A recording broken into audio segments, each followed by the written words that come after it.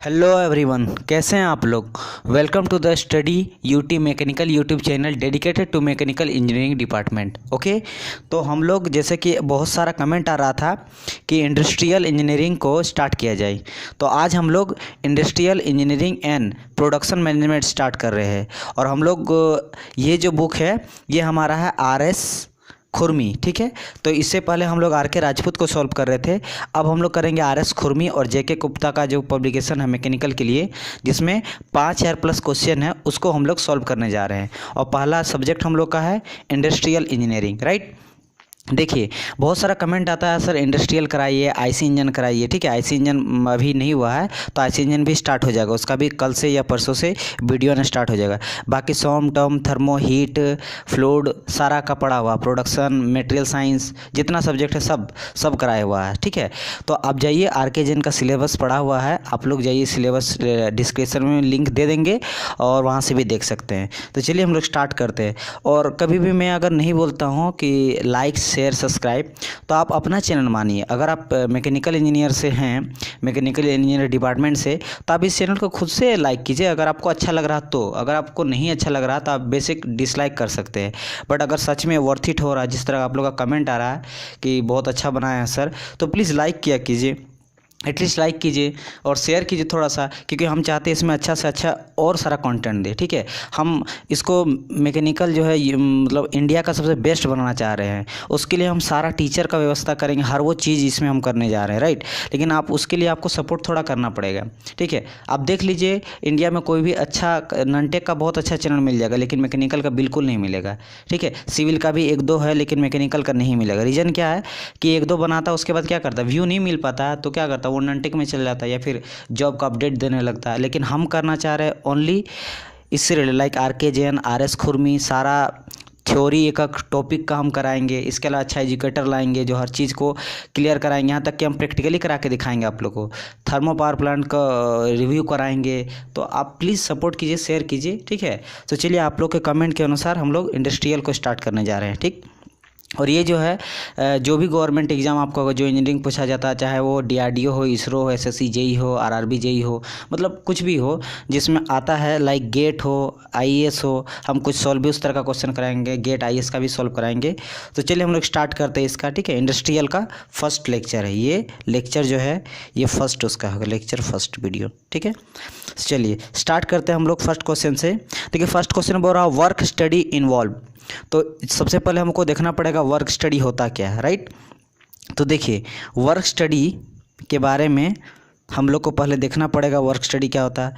तो देखिए, work study क्या होता है, वर्क जो स्टडी होता है consist of to techniques, namely method study and work measurement. यानी कि जो वर्क स्टडी है वो दो चीज़ से मिलके बना, एक तो होता है इसमें मेथड स्टडी एंड सेकंड चीज़ होता है क्या, वर्क मेजरमेंट। अब ये दोनों चीज़ को समझिए। देखिए, जो मेथड स्टडी होता है ना, इस टेक्निक में क्या करते हैं हम लोग, जॉब को सिंप्लीफाई करते हैं। ठीक है, सिंपली जॉब को डेवलप करते हैं कि कैसे वो कम पैसा में जो है उसको काम को हम लोग कर सके, that is called method study. Method जो स्टडी होता है उसमें क्या करते हैं, इकोनॉमिकली हम लोग मेथड ढूंढते हैं किसी भी काम को करने का, यानी काम को डेवलप करने का, सबसे जो कम पैसा में वो काम हो जाए, that is called method study, right. अब अगर हम लोग बात करते हैं वर्क मेजरमेंट का, जो कि सेकंड पार्ट है किसका, वर्क स्टडी का सेकंड पार्ट है क्या, वर्क मेजरमेंट। इसमें क्या होता है ना, इसमें हम देखिए क्या बोल रहा, concern with the elimination of efficient time, the time duration during which no production work is being perform. It means कि हम लोग उस समय को घटाते हैं जिस समय हम लोग खाली रहते, होता ना कि 4 घंटा काम होता है, 1 घंटा का 2 घंटा का गैप दिया जाता है वर्कर को, तो उसको हम लोग मिनिमाइज करेंगे ताकि मेरा जो वर्क मेजरमेंट है, वर्क स्टडी है, यानी वर्क जितना प्रोडक्शन है वो मेरा ज़्यादा से ज़्यादा हो और स्टैंडर्ड वर्क बन सके, स्टैंडर्ड जॉब बन सके। बात समझ में आया, ये चीज़ इसमें बताया गया है। ओके, इसके आगे क्या लिखा गया है कि what is the objective of method study. Method study का ऑब्जेक्टिव क्या क्या है। तो देखिए, सबसे पहले क्या करते हैं हम लोग, इम्प्रूव करते हैं टोटल परफॉर्मेंस को, राइट। और क्या, ऑपरेशनल यूनिट, यानी कि हर एक यूनिट पे हम लोग ध्यान देते हैं और उसका परफॉर्मेंस को हम लोग इम्प्रूव करते हैं। सेकंड चीज़ क्या बोला गया है, to maintain performance at a highest level during any given time and continues to improve at that level. यानी कि हम लोग क्या करते हैं, हर एक लेवल पे हाईएस्ट लेवल तक हम लोग परफॉर्मेंस करते हैं और उस चीज़ को कंटिन्यू करते रहते हैं, पूरा हर लेवल में उस चीज़ को कंटिन्यू रखते हैं, ठीक है। उसके बाद देखिए method study can be apply to almost all type of work. हम लोग हर टाइप ऑफ वर्क में मेथड स्टडी को अप्लाई कर सकते हैं, ठीक। तो ये चीज़ हो गई इसके बारे में, बेसिक इतना ही जानना, आपको ज़्यादा नहीं जानना है। अब चलिए हम लोग क्वेश्चन पे चलते हैं। फर्स्ट नंबर क्या बोल रहा है कि वर्क स्टडी इन्वॉल्व, तो बताइए इसके अनुसार वो क्या हो जाएगा, आंसर हो जाएगा आपका C, method study and work measurement. यही दो चीज़ से मिलकर बना है ना वर्क स्टडी आपका, तो फर्स्ट का आंसर हो गया सी। अब देखिए सेकंड नंबर का क्वेश्चन क्या बोल रहा है, work study is mainly aimed to, work study का एम क्या होता है, वो क्या अचीव करना चाहता है। तो अभी हम लोग ने देखा determine the most efficient method to performing job, यानी कि सबसे इकोनॉमिकली हम लोग देखते हैं मेथड काम को करने का, ठीक है। थर्ड क्वेश्चन क्या बोल रहा है, work study is done by means of, work study done by means of planning chart, stop watch, process chart of any of this, क्या होगा इसका आंसर। तो इसका आंसर हम लोग अभी देखिए स्टॉप वॉच। देखिए अभी हम उसको दिखाते हैं पूरा। देखिए इसमें हम लोग क्या करते हैं, हम लोग यहाँ से अगर देखिएगा सिलेक्ट द जॉब, यहाँ देखिए यहाँ से वर्क स्टडी के नीचे में जो दिया गया है ये ए नंबर, देखिए सिलेक्ट द जॉब और प्रोसेस टू स्टडी, इसका मेथड बता रहा है किस किस जो हम लोग प्रोसीजर को फॉलो करते जाएंगे। सबसे पहले सिलेक्ट करते हैं, then record all the fact about the present method by direct observation, हम लोग क्या करते हैं रिकॉर्ड करते हैं उसको, जो भी ऑब्जर्वेशन मिलता है, देन उसका एग्जामिन करते हैं, देन उसको डेवलप करते हैं मोस्ट प्रैक्टिकली इकोनॉमिकली इफेक्टिवली में, मतलब सबसे हम लोग प्रैक्टिकली में सबसे कम पैसा में और इफेक्टिवली मेथड से हम लोग उसको डेवलप करते हैं। देन क्या करते हैं, इंस्टॉल करते हैं एक new development method as a standard practice. एक स्टैंडर्ड प्रैक्टिस मीन्स क्या होता है, एक किसी भी चीज़ को हम लोग बना लिए, उस तरीका से जो वो बनेगा उसी के मॉडल पे सारा प्रोडक्ट मेरा बाकी बनेगा। बात समझ में आ रहा है। जैसे हम लोग किसी भी चीज़ का एक आइडियल मानते हैं ना कि हमको जैसे बनता है, कोई एक्टर बोलता है कि हमको बनना अमिताभ बच्चन जैसा, तो एक क्या करता है कि रेफरेंस में ले लिया कि भाई अब अमिताभ बच्चन सारा चीज़ देखेंगे, एक्टिंग कैसे करते हैं, वो डांस कैसे करते हैं, यानी कि एक रेफरेंस में एक मेन प्रोडक्ट को ले लेते हैं, बाकी चीज़ को उसके अनुसार बनाते हैं, ठीक है। उसके बाद क्या बोल रहा है एफ नंबर में, maintain the standard practice by regular routine check, और फिर हम लोग क्या करते हैं उसको चेक हमेशा करते रहते हैं कि कैसा सही बन रहा है कि नहीं। बात समझ में आए। तो यहाँ पे देखिए अगर आप देखिएगा बी नंबर में क्या बोल रहा है, record all the about, record all fact, यहाँ पे रिकॉर्ड करा, रिकॉर्ड कैसे करेंगे, टाइम से ही तो करेंगे ना। तो इसका आंसर हम लोग का क्या हो जाएगा, क्वेश्चन जो यहाँ पे बोल रहा है थर्ड नंबर में, work study is done by means of, यहाँ पे हो जाएगा क्या स्टॉप वॉच, यानी स्टॉप वॉच यानी कि घड़ी का लेके हमको उसको डन करते हैं, चेक करते हैं सिस्टम को। बात समझ में आया। ओके चलते हैं क्वेश्चन नंबर 4 पे।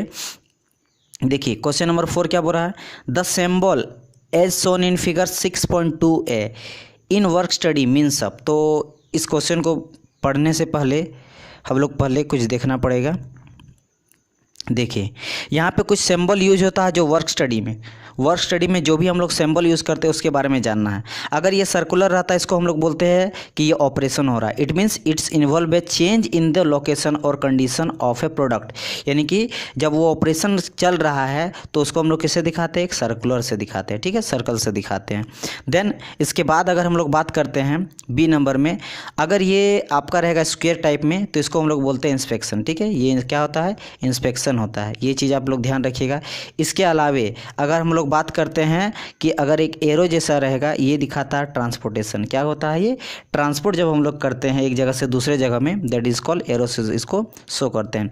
देन इसके बाद आता है अगर डी से दिखाया तो डी फॉर डिले, ठीक है, जो डिले होता है एक सामान को दूसरी जगह भेजने में जो टाइम लगता है दैट इज कॉल्ड डिले, एक लेवल से दूसरे नेक्स्ट लेवल में।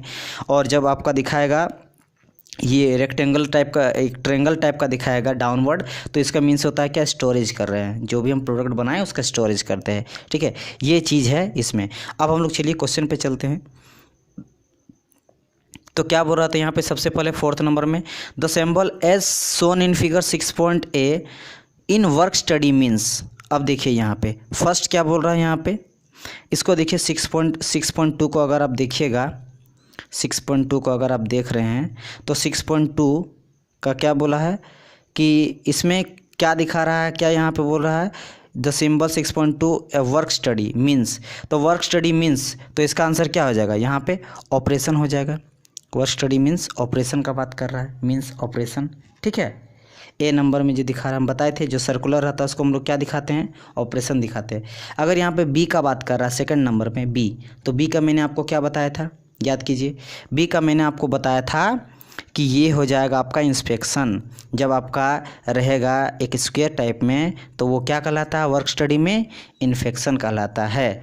अगर 6 का हम लोग बात करते हैं, 6 में क्या बोल रहा है, the symbol as shown in figure 6.2c, यानी कि जो ये एरो है, arrow in work study means transportation. तो मैंने आपको बताया था कि इसको हम लोग ट्रांसपोर्टेशन से दिखाते हैं, इट मीन्स क्या होगा, ये ट्रू हो गया। ठीक है, चलते क्वेश्चन नंबर 7 में क्या बोल रहा है, the symbols shows in figure कितना में दिखा रहा है, 6.d में, 6.2 का d में, डी मीन्स बताए थे, डी मीन्स क्या होता है, डिले होता है, तो इट मीन्स क्या हो गया, इसका 7 का बी हो गया। 8 नंबर देखिए 6.e नंबर में क्या बोल रहे थे, तो मैंने आपको बताया था कि इसका आंसर क्या हो जाएगा, इसका आंसर हो जाएगा आपका स्टोरेज। अगर ये रेक्टेंगल रहा डाउनवर्ड में that is called storage. Okay, तो चलिए ये क्वेश्चन हो गया। अब देखिए 9 नंबर क्वेश्चन क्या बोल रहा है, इसमें हम लोग देखते हैं। बोल रहा the main objective of work measurement is to, तो इसके लिए हम लोग को पहले थ्योरी देखना पड़ेगा। ठीक है, देखिए वर्क मेजरमेंट क्या होता है इसके बारे में थोड़ा देखिए, क्या बोल रहा है, the work measurement is the application of techniques to enable the time for a qualified worker to carry out a specific work at a definite level of performance. The objective of the work measurement are as follows. क्या क्या होता है इसमें, क्या बोला कि जब किसी भी टेक्निक से हम लोग, किसी भी एप्लीकेशन और टेक्निक का यूज करके जब किसी भी काम को हम लोग एक अच्छे लेवल, अच्छे परफॉर्मेंस में करते हैं, तो उसके लिए हम लोग कौन कौन सा जो मेजरमेंट का ध्यान रखते हैं उस चीज़ के बारे में बताया गया। सबसे पहले क्या बोला, तो plan and schedule of production, पहले हम लोग शेड्यूल बनाते हैं, ठीक है, प्रोडक्शन का कि कैसे वो से किस प्रोसेस पे वो जाएगा। देन बी नंबर में बोल रहा है फॉर्मुलेट ए प्रॉपर इंसेंटिव स्कीम बनाते हैं, फार्मूला यूज़ करते हैं। देन इसका क्या करते हैं, इंस्टीमेट सेलिंग प्राइस, हम लोग डिलीवरी डेट देखते हैं कि कितना सेलिंग प्राइस रहेगा, डिलीवरी डेट क्या रहेगा। एंड और क्या है यहाँ पे, the principal technique use to measure work are, हम लोग किस किस तरीक़ा से जो है वर्क को मेजर कर सकते हैं। तो उसमें आएगा टाइम स्टडी, बी नंबर में होता है PMTS यानी pre determinate motion time system. Then C number में आता है एनालिटिकल एस्टिमेटिंग, एंड जो डी नंबर में आता है ये आता है क्या, एक्टिविटी यानी कि वर्क सैम्पलिंग। इसके द्वारा हम लोग, इस चारों के द्वारा हम लोग क्या कर सकते हैं, वर्क को मेजर कर सकते हैं। ठीक है, चलते हैं हम लोग का क्वेश्चन पे। क्वेश्चन क्या बोल रहा था देखते हैं। क्वेश्चन था आपका 9 number, the main objective of work measurement is to, first number रहा है plan and schedule of production, बिल्कुल सही। Formulate the proper incentive scheme, ये भी करते हैं। Estimating the selling price and delivery date, हाँ यानी ऑल ऑफ द करेक्ट हो जाएगा इसका आंसर। ठीक है, देखिए यहाँ पे 10 नंबर क्या बोला है, यहाँ देखिए ये फिर से वही क्वेश्चन है जो मैंने आपको कराया था। अगर आप ध्यान से इस क्वेश्चन को देखिएगा तो क्या हो जाएगा, इसको देखिए, a man doing some production work, it means इसका क्या हो जाएगा, प्रोडक्शन वर्क कर रहा है, यानी कि इसका ए का यही हो जाएगा, मैंने बताया था सर्कुलर प्रोडक्शन। अगर यहाँ बोल रहा है कि मूविंग कर रहा, मूविंग मीन्स क्या होता है, ट्रांसपोर्टेशन, तो ट्रांसपोर्टेशन के क्या होता है, एरो यानी कि बी का सी।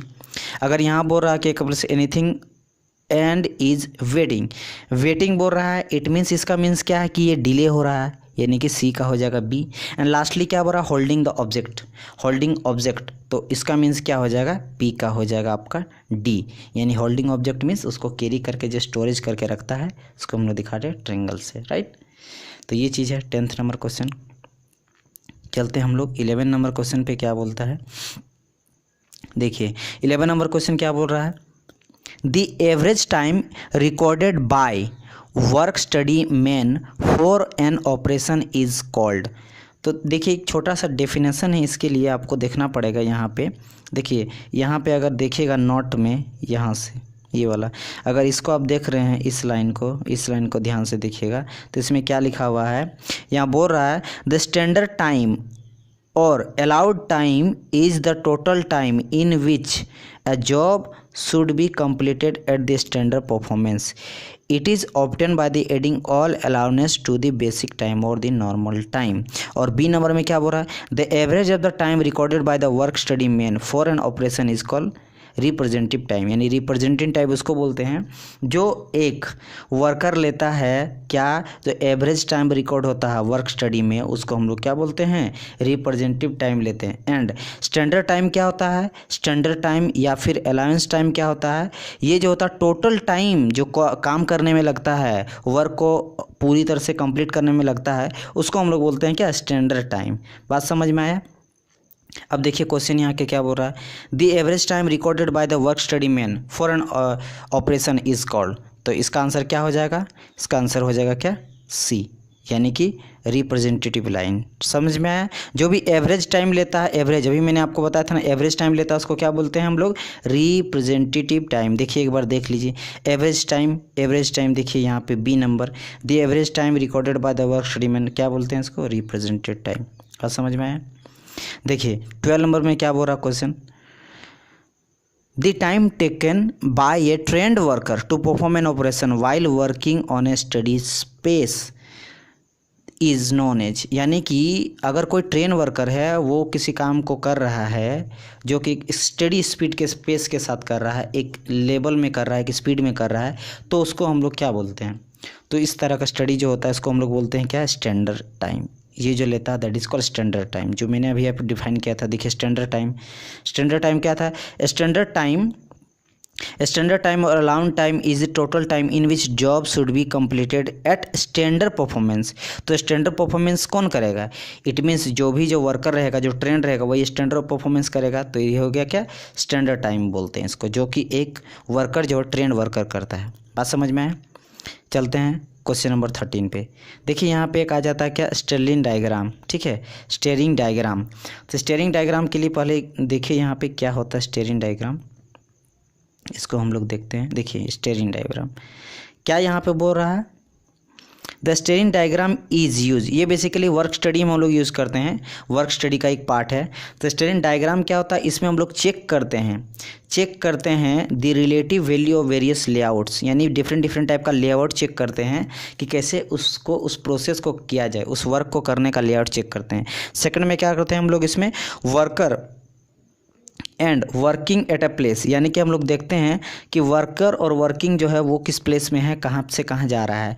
एंड सी नंबर में हम लोग क्या देखते हैं, where process required to operation to move from one work place to another, यानी कि जब पूरे वर्कर प्लेस को, यानी जो प्रोसेस करता है रिक्वायर्ड एक ऑपरेशन को, एक जगह से दूसरी जगह मूव करते हैं हम लोग वर्क प्रोसेस को, तो उसको भी हम लोग किसके द्वारा देखते हैं, स्टेरिंग डायग्राम के द्वारा। एक तो हम लोग चेक करते हैं पर लेआउट, दूसरा नंबर देखते हैं हम लोग जो वर्कर है और वर्किंग का ग्रुप्स है उन लोग क्या, कहाँ पे है और कहाँ पे जा रहा है, और जो पूरा प्रोसेस है उस प्रोसेस को भी एक जगह से दूसरे को मूव करने को हम लोग टेक्निक देखते हैं। ठीक है, किसमें, स्टेरिंग डायग्राम में। अब आते हैं हम लोग क्वेश्चन नंबर कौन सा था, क्वेश्चन नंबर था 13। ये बोल रहा है स्टेरिंग डायग्राम इज यूज्ड, किसके लिए यूज़ करते हैं, तो इसका अगर हम लोग देखेंगे तो यहाँ आ जाएगा आपका ऑल ऑफ द एबव। क्यों, बिकॉज चेकिंग करते हैं relative value for the various layout, group of worker working at a place and the where process required to operation to move one place to another place. तो 13 का हो जाएगा आपका option number D correct answer. देखिए 14 number का क्या बोल रहा है a diagram showing the path followed by man and material while performing task is known as. अगर कोई मैन है, कुछ आदमी है और उस मटेरियल को, मतलब कुछ मटेरियल में जो है, कुछ मटेरियल के साथ आदमी उसमें वर्क डन कर रहा है, तो उसको हम लोग किसके डायग्राम द्वारा दिखाते हैं, तो उसको दिखाते हैं हम लोग फ्लो डायग्राम के द्वारा। ठीक है, इसका आंसर क्या आ जाएगा, फ्लो डायग्राम के द्वारा। इसको आप याद रखिएगा। ठीक है, फ्लो डायग्राम के द्वारा मैन और मटेरियल का जो परफॉर्मेंस है उसको हम लोग चेक करते हैं। क्वेश्चन नंबर 15 बोल रहा है time study is carried out, time study जो होता है वो कैरीड आउट होता है, तो इसका आंसर क्या होगा। देखिए finding the all significant information regarding the job, work place and machine tool by breaking of the each operation into a small element which can be क्या measurable with the help of measuring device accurately. C number बोल रहा है by observing and recording the time taken by the operation for an operation. तो इसका all of the above जो है वो correct हो जाएगा टाइम स्टडी का। देखिए वो वर्क स्टडी था, अब टाइम स्टडी के बारे में थोड़ा सा हम लोग देखते हैं। ठीक है, टाइम स्टडी देखिए यहाँ पे टाइम स्टडी क्या बोलता है, टाइम स्टडी जो है ये क्या बोलता है, द जनरली प्रोसेसेस जो हम लोग इसमें यूज़ करते हैं वो देखिए, सबसे पहले हम लोग क्या करते हैं, सिलेक्ट करते हैं वर्क को, ठीक है, record all the information about the work operation and surrounding condition. हम लोग देखते हैं वहाँ का वर्क कैसा, ऑपरेशन और सराउंडिंग कंडीशन को देखते हैं। देन हम लोग हर पार्ट को, ईच पार्ट को जो है अलग अलग छोटे छोटे स्मॉल में ब्रेक कर देते हैं। फिर हर एक पार्ट को हम लोग एग्जामिन करते हैं और सिलेक्ट करते हैं, इंश्योर करते हैं कि ये जो इफिशियंट होगा कि नहीं और इफिशियंट मेथड है कि नहीं, यानी सही परफॉर्मेंस देगा कि नहीं, प्रोडक्ट सही बनेगा कि नहीं। देन 5वां नंबर में बोल रहा है measure with the stopwatch. फिर हम लोग स्टॉप वॉच से जो है उसको चेक करते हैं ऑपरेशन को, ठीक है। और 6 नंबर में क्या, access the efficient speed of the operation performance. फिर हम लोग उसका परफॉर्मेंस को देखते हैं। और देखिए यहाँ पे एफिशिएंट स्पीड का मतलब क्या, एफिशिएंट स्पीड का मतलब है रेटिंग फैक्टर, यानी इसको रेट हम लोग करते हैं स्पीड से कि कितना रेट है उसका, ठीक है, रेट है यानी स्पीड से रिलेटेड है रेट। फिर जो apply rating factor, rating factor क्यों लगाते हैं, to observe time to get the basic और नॉर्मल टाइम, यानी वो नॉर्मल टाइम कितना लेता है तो उससे हम लोग क्या करते हैं, स्पीड से चेक करते हैं पहले रेटिंग फैक्टर, फिर रेटिंग फैक्टर से चेक करते हैं कि कितना टाइम ले रहा है उस चीज़ को बनने वगैरह में। और लास्ट लेवल में हम लोग इसमें डिटरमाइन करते हैं अलाउंस को भी डिटर्न करते हैं, जो भी अलाउंस उसको मिल रहा है वर्कर वगैरह को। और लास्टली क्या करते हैं हम लोग, स्टैंडर्ड टाइम इसका कंपाइल करते हैं, ठीक।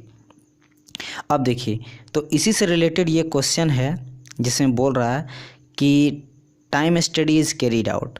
तो टाइम स्टडी कैरी आउट सबसे पहले क्या बोल रहा है, find the all significant information regarding the jobs, work place, machine tool, तो ये बिल्कुल करते हैं। सेकंड बोल रहा breaking up in a small element, तो हम लोग करते हैं और उसको भी चेक करते हैं, मेजर करते हैं। सी नंबर बोल रहा है रिकॉर्ड करते हैं सारा हम लोग with the time, operation and operation, ठीक है, यानी ऑल ऑफ दी अबव क्या हो जाएगा, इसका करेक्ट आंसर हो जाएगा। ओके, 16 नंबर बोल रहा है in time study normal time is more than standard time, ये बोल रहा, तो इसका आंसर क्या होगा, हम लोग ने देखा था कि नहीं ऐसा नहीं होगा। जो स्टैंडर्ड टाइम होगा वो एक कौन लेता है, जो ट्रेन वर्कर रहता है, ट्रेन वर्कर लेता है, तो जो स्टैंडर्ड टाइम होगा वो मैक्सिमम होगा, ठीक है, नॉर्मल टाइम इससे कम होगा। तो इसका हो जाएगा क्या, option B is the correct answer 16 का। ओके, हम लोग क्या देखते हैं 17 नंबर, in the time study the rating factor is applied to determine. तो हम लोग रेटिंग फैक्टर किस लिए अप्लाई करते हैं, तो देखिए रेटिंग फैक्टर यहाँ देखिए, मैंने अभी आपको बताया था रेटिंग फैक्टर के बारे में। रेटिंग फैक्टर देखिए, rating factor is to observe time to gauge the basic और नॉर्मल टाइम। बात समझ में आ रहा है, रेटिंग फैक्टर, तो यहाँ पे क्या है इसका, आप देखिए आंसर यहाँ क्या बोल रहा है, in time study the rating factor is apply to determine, the rating factor is apply to determine. तो हम लोग इसको क्या करते हैं, अप्लाई डिटरमाइन करने के लिए normal time of the worker, नहीं वर्कर के लिए तो बात ही नहीं आ रहा, ना वर्कर के लिए बात आ रहा है। Standard time of the job, नहीं स्टैंडर्ड टाइम नहीं देखते हैं हम लोग। फिक्सिंग एंड इंसेंटिव रेट, हम लोग रेट चेक करने के लिए हम लोग करते हैं, यानी इसका आंसर क्या हो जाएगा, सी नंबर इसका करेक्ट आंसर हो जाएगा। 18 नंबर देखते हैं, which one of the following technique is use to determine allowance in time study. हम लोग अलाउंस के लिए क्या यूज़ करते हैं उस चीज़ के बारे में यहाँ क्वेश्चन पूछ रहा है। तो इसका आंसर क्या होगा, वर्क सैम्पलिंग।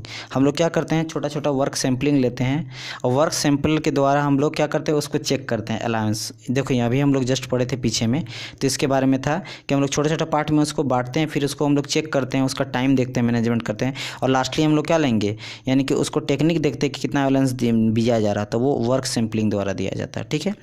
19 नंबर का क्वेश्चन क्या बोलता है, standard time is equal to, standard time जो है वो किसका इक्वल होता है, तो याद रखिएगा इसका आंसर हो जाएगा आपका normal time plus allowance time.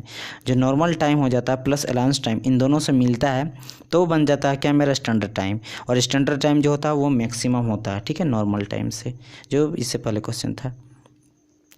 20 number बोल रहा है question, the determination of standard time in a complex job system is based done through, यानी कि हम लोग स्टैंडर्ड टाइम को एक कॉम्प्लेक्स जॉब में स्टैंडर्ड टाइम को कैसे डिटरमाइन करते हैं, ठीक है। तो हम लोग क्या करते हैं, जब भी कॉम्प्लेक्स रहता है ना, तो हम लोग डाटा सिस्टम लेते हैं और डाटा सिस्टम एनालिसिस के द्वारा जो है उसको हम लोग सॉल्व किया जाता है, यानी इसका आंसर हो जाएगा D, analysis of standard time system. जब हम लोग जब भी आपका कॉम्प्लेक्स जॉब आ जाएगा सिस्टम, तो उसका हम लोग टाइम को, जो स्टैंडर्ड टाइम को हम लोग डिटरमाइन करते हैं, वो करते हैं स्टैंडर्ड टाइम सिस्टम के द्वारा, ठीक है। Question number 21, representative time is the average of the time recorded by the work study man for an operation, is it true और नॉट। 21 इसका आंसर हो जाएगा, बिल्कुल सही बात है। यानी कि जब हम लोग टाइम लिखते हैं एवरेज टाइम रिकॉर्डेड बाय, तो ये क्या होता है, represented time is a average time recorded by the work study, ठीक है, ऑफ एन ऑपरेशन। यानी रिप्रेजेंटेड टाइम, मैंने अभी आपको बताया था डेफिनेशन कि जब भी रिप्रेजेंटेड टाइम आएगा तो क्या होता है, वो एवरेज होता है, एवरेज टाइम होता है। बात समझ में आया? जब भी एवरेज होता है, देखिए यहाँ पे ध्यान से देखिए क्या था यहाँ पे, रिप्रेजेंटेड टाइम, तो ये क्या है, the average of the time recorded by the work study man, बात है। तो इसी क्वेश्चन को यहाँ पे पूछा गया है, इसी क्वेश्चन को यहाँ पे पूछा गया है।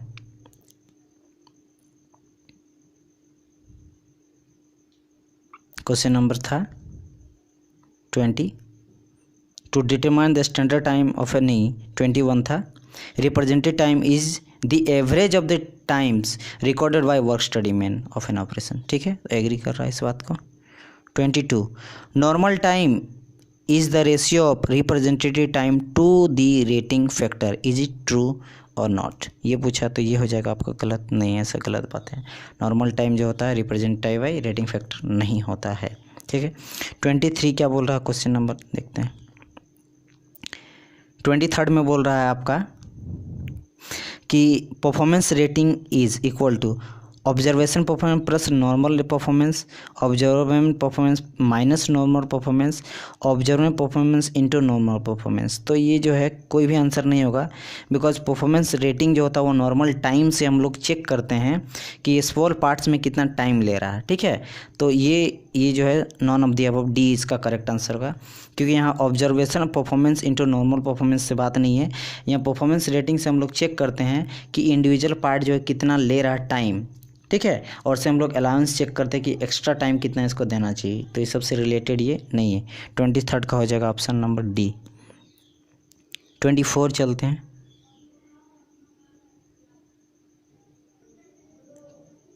24 नंबर का क्वेश्चन बोल रहा है, a systematic job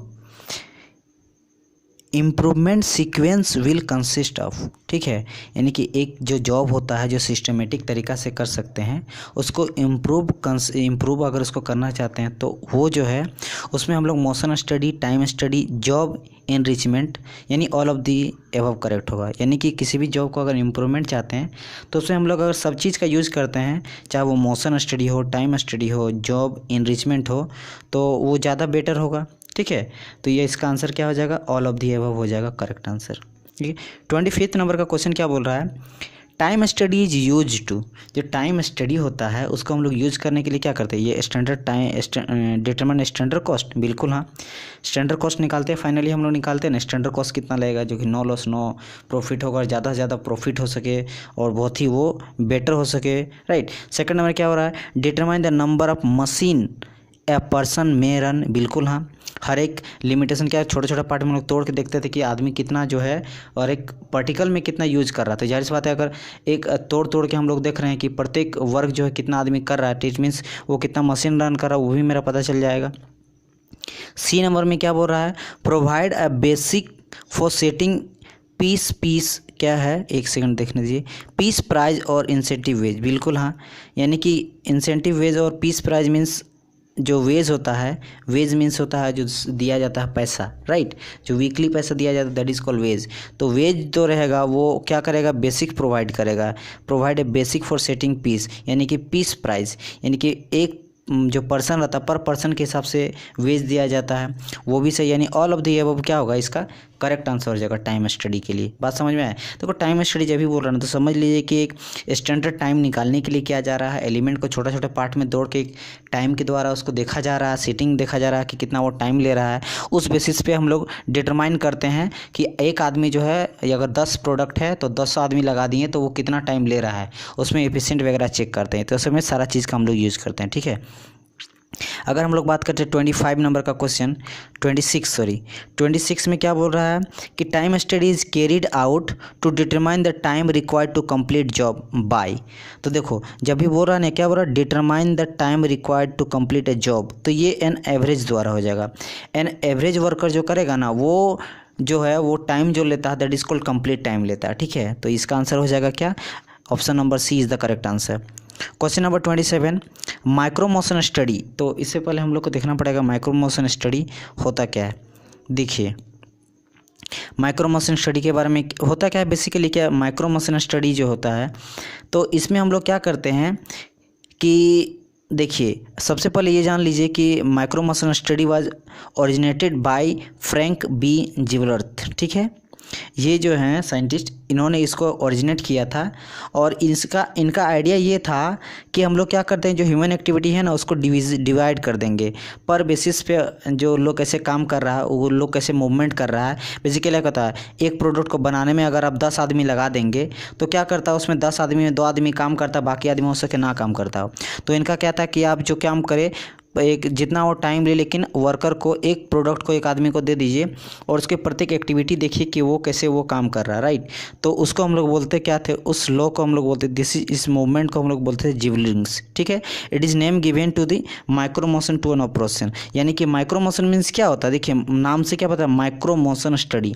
it means micro means जब होता है एक पर्टिकुलर कोई सब्जेक्ट का जो प्रत्येक पॉइंट का हम लोग उसके बारे में देख रहे स्टडी कर रहे हैं। जैसे हम लोग क्या होता है क्रिकेट में 12 प्लेयर होता है और जब पूरे टीम के बारे में बोलते हैं कि टीम बहुत अच्छा है तो वो क्या हो जाता है, मैक्रो हो जाता है, मैक्रो स्टडी। ठीक है, लेकिन यही अगर हम लोग उस टीम के प्रत्येक प्लेयर के बारे में अगर हम लोग स्टडी करते हैं तो ये क्या हो गया, इसको बोलते हैं माइक्रो स्टडी। यानी कि प्रत्येक टीम के छोटा छोटा पार्ट के बारे में देख रहे हैं तो माइक्रो स्टडी नाम से पता चला। इट मीन्स क्या हुआ, किसी भी प्रोडक्ट के छोटा छोटा पार्ट बांट के उन लोग के बारे में स्टडी करना जो है। और ये क्यों किया जाए, कि क्यों किए थे, ये इसलिए किए थे ताकि उन लोग का जो इफ़िशियंट वे पता चले। ठीक है, इफ़िशियंट वे पता चले, काम करने का इफ़िशियंट वे पता चले, राइट। तो ये उनका तरीका था। तो यही इसमें क्वेश्चन, उससे पहले और एक टर्म है यहाँ पे, और एक टर्म है pre determined motion time system. ठीक है, PMTS 16.17 देखिएगा, इसमें क्या बोल रहा है, pre determined motion time system. देखिए नाम से आप पकड़ सकते हो कोई भी क्वेश्चन को, क्या बोल रहा, pre determined motion time system. It means ये जो था ये बेसिकली मैनुअल वर्क था। मैनुअल वर्क करने का तरीका था, किसी भी अगर वर्क को हम लोग करना है मैनुअली तो उसके लिए हम लोग क्या करते थे, एक टाइम का यूज़ करते थे जो कि प्री डिटरमाइंड था। मतलब पहले आदमी किया हुआ था, उसके बेसिस पे हम लोग जब किसी काम को करते हैं तो that is called pre determined motion time system, PMTS। और इसमें जो है ये चारों जो इंक्लूड रहता है, इसमें रहता है आपका MTM यानी कि मेथड टाइम मेजरमेंट, फिर आपका रहता है WFS यानी वर्क फैक्टर सिस्टम, फिर आपका रहता है BMTS यानी basic motion time study, and रहता है D that is called MTA यानी मोशन टाइम एनालिसिस। बात समझ में आया।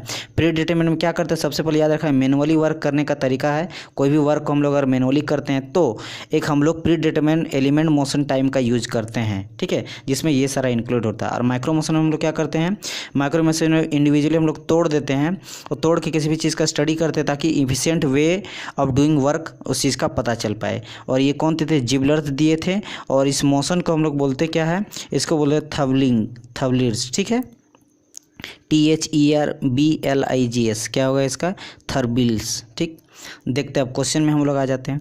देखिए यहाँ पे क्वेश्चन क्या था, यहाँ पे micro motion study is, first क्या बोला, analysis of one stage of motion chart, नहीं। Motion study when seen on the time chart, नहीं। C नंबर में क्या हो रहा है, subdivision of an operation into therbligs and their analysis, बिल्कुल सही। ये थबलिंग्स क्या बोले थे आपको, यानी छोटा पार्ट में जब हम लोग तोड़ के उसके बारे में स्टडी करते थे इंडिविजुअली तो उसको हम लोग क्या बोलते थे, एनालिसिस करना, उसी को हम लोग बोलते थे माइक्रो मोशन। यानी इसका आंसर क्या हो जाएगा, 27 का आंसर हो जाएगा C। अब देखते हैं 28 नंबर का question, the purpose of micro motion study, इसके पीछे रीज़न क्या था, क्यों हम लोग इसको करते थे। तो इसका रीज़न क्या था, पहला नंबर क्या हो रहा है, assist the finding out the most efficient way of doing work, बिल्कुल। B नंबर बोल रहा है train the individual operator regarding the motion economy principle, भी हाँ जी हाँ, अगर वो रिलेट कर रहा है, अगर इससे पता चल रहा है ना कि भाई 10 आदमी को दे दिए काम को करने के लिए तो वो 2 आदमी नहीं किया, लेकिन अगर उसी काम को हम बांट दिए सिस्टम वाइज में, सबको लगा दिया अलग अलग सिस्टम में, तो उसे पता चला कि कौन स्लो कर रहा तो उसको क्या किया जाता, उस तरह का ट्रेन किया जाता था। C नंबर क्या बोल रहा है, help in collecting the motion time data for क्या सिंथेटिक टाइम स्टैंडर्ड, तो जी हाँ सिंथेटिक टाइम स्टैंडर्ड को भी इससे चेक करते थे। यानी all of the above correct हो जाएगा इसका आंसर। देखिए क्वेश्चन नंबर क्या बोल रहा है 29, PMTS, ये मैंने आपको बताया था, pre determined motion time system include, तो इसमें सारा यानी ऑल ऑफ द अबव होगा। मैंने आपको बताया था इसमें method time measurement, work factor system and basic motion time study, यानी सब जो है इसमें इंक्लूड होता है। ठीक है, तो इसका आंसर हो जाएगा all of the above, all of these हो जाएगा 29 का आंसर। 30 में क्या बोल रहा है, MTM मीन्स होता है मेथड टाइम मेजरमेंट। ठीक है, तो method time measurement use to, क्यों इसको यूज़ करते हैं, एक टाइम स्टैंडर्ड के लिए, इम्प्रूवमेंट एग्जिस्टेंट मेथड के लिए, उसके बाद develop efficient method in advance of beginning of a product. जी हाँ, यानी सब इसका करेक्ट होगा। क्यों, क्योंकि देखिए मेथड टाइम मेजरमेंट, एक तो याद रखिएगा मेथड टाइम मेजरमेंट किसका पार्ट है, प्री डिटरमाइंड मोशन का, यानी पहले से एक आपका जो है टाइम सिस्टम प्री डिटरमाइंड है, इस पे बेसिस पे कर रहे हैं। तो इम्प्रूव एग्जिस्टिंग मेथड, तो जी हाँ जो मेथड है उसको हम लोग इम्प्रूव करने के लिए कर सकते हैं, एक फिर से स्टैंडर्ड टाइम सेट करने के लिए कर सकते हैं, बी नंबर में बोल रहा है। डेवलप, सी नंबर में क्या, develop efficient method in advance of beginning of product, और हम लोग कोई भी जो एफिशिएंट मेथड भी ढूंढ सकते हैं। तो सबका कहने का मतलब एक ही है, तो ये क्या हो गया, ऑल ऑफ दी एबव हो गया। बात समझ में आया। देखिए 31 क्वेश्चन क्या बोल रहा है, abbreviate work factor data is applied for. ठीक है, तो इसका जो आंसर है, इसका आंसर हो जाएगा ऑल ऑफ दी एबव। देखिए इसमें होता क्या है ना कि हम लोग इसमें सबसे पहले जो मटेरियल को जब हैंडलिंग करते हैं, ठीक है, मटेरियल हैंडलिंग करते हैं, इसको हम लोग मतलब कहीं भी जब रखते हैं उसका मेंटेन करते हैं और पैकिंग करते हैं और इसको सेंड करते हैं, तो उसी को हम लोग बोलते हैं क्या, एब्रीविएटेड वर्क। समझ आया।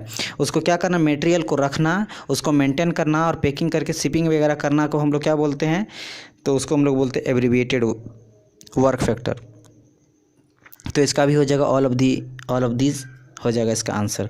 अब यहाँ पे क्या बोल रहा है 32 number, sampling method of determine standard time is profitable for the long cycle operation, is it correct और नॉट। तो ये जो है सैम्पलिंग मेथड जो होता है ये डिटरमाइन स्टैंडर्ड टाइम, तो हाँ जी हाँ बिल्कुल ये सही करेक्ट आंसर है। सैम्पलिंग, जब किसी भी चीज़ का हम लोग सैंपल लेते हैं तो उससे हमको स्टैंडर्ड टाइम मिलता है और वो जो है लॉन्ग साइकिल पीरियड के लिए बहुत ही अच्छा रहता है, प्रॉफिटेबल के लिए, मतलब लंबा समय के लिए। ठीक है, अब यहाँ पे बात आता है ब्रेक